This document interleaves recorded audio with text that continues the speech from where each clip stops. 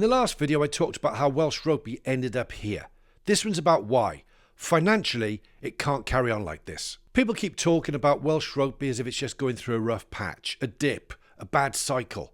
Something that'll correct itself once the right coach comes along, or a golden generation appears. But that framing misses the real issue entirely. What Welsh Rugby's facing isn't a performance problem, it's a financial reality problem. And until that's faced honestly, nothing else really matters. You can change coaches, change captains, change tactics, and you'll still be having the same arguments in 6 months' time, because the structure underneath simply doesn't add up anymore. The uncomfortable truth's this: modern professional rugby is expensive, and Welsh Rugby doesn't generate enough money to sustain the version of itself that fans still imagine exists. That doesn't mean Welsh Rugby lacks passion, history, or cultural importance. It means the economics of the professional game have moved on faster than the resources available to support it. And no amount of emotion is going to change that maths. Start with the basics. Professional rugby is now a global labour market. Players follow money, coaches follow money, support staff follow money.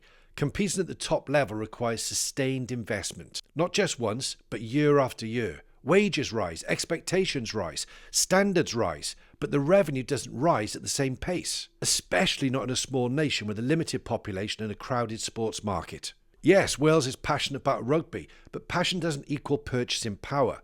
Rugby's competes directly with football, streaming, entertainment, and rising living costs. Football dominates weekly attendance, media coverage, and youth participation.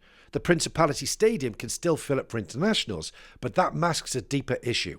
Strip away those marquee days and you're left with professional teams playing in front of modest crowds, relying on central funding just to keep the lights on. And this is where the emotional tension kicks in. Fans see empty seats and think it's about belief or effort. They feel priced out, disconnected, disillusioned, and that feeling's real. Ticket prices, matchday experience, and a sense of decline absolutely affect attendance. But even if every fan came back tomorrow, it still wouldn't fix the underlying problem, because the cost base of professional rugby has outgrown what the domestic market can realistically support. That's why focusing purely on results misses the point. Wales could win more games and still face the same financial pressure. The regional system didn't fail because players weren't good enough. It didn't fail because fans stopped caring. It failed because it was expected to deliver elite professional rugby without the revenue streams to sustain it long term. 4 regions, 4 squads, 4 infrastructures, 4 sets of costs, all chasing the same limited pot of money. Look beyond Wales and the picture becomes clearer. English Premier Rugby has lost historic clubs not because they lack fans or tradition, but because the financial model collapsed. Wasps, Worcester, London Irish didn't disappear because of poor culture or lack of effort. They disappeared because once the money stopped, the club stopped. Newcastle's Red Bull backing gets talked about as if it's a rescue story, but it actually proves the point. The club didn't suddenly become self-sustaining, it became viable because a global brand decided it was worth funding. That's not stability, that's dependency. And it shows you just how fragile the professional game really is. Welsh Rugby exists in the same ecosystem, but without the safety net of wealthy benefactors or massive commercial markets. And that's not a moral failing, it's a structural constraint. The problem is, Welsh Rugby has spent years trying to operate as if those constraints don't exist, trying to preserve identity, tradition, geography, and emotional loyalty while also competing in a ruthless professional environment. This is where fans push back, and that's understandable. Rugby in Wales isn't just a product, it's part of the culture.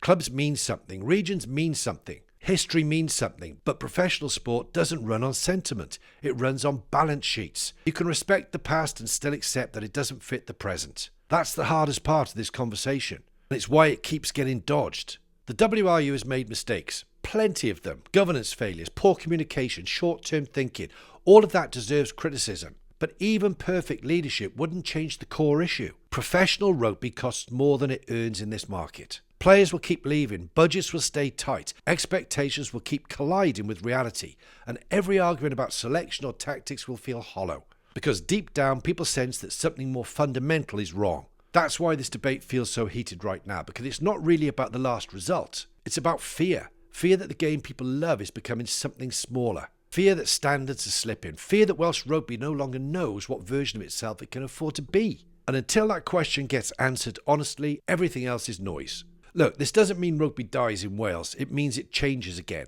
Fewer teams, different ownership models, harder decisions. Less romance, more realism. None of that's comfortable, none of it's popular, but pretending the amateur spirit can survive unchanged inside a professional business is what's dragged this out for way too long. The real issue Welsh Rugby faces isn't whether it can get back to where it was, it's whether it's prepared to accept where it actually is. Because the professional game doesn't wait for tradition to catch up, and the longer that reality is ignored, the more painful the adjustments become. This isn't about blame, it's about honesty. And until Welsh Rugby is honest about the limits it operates within, it'll keep fighting battles it just can't afford to win.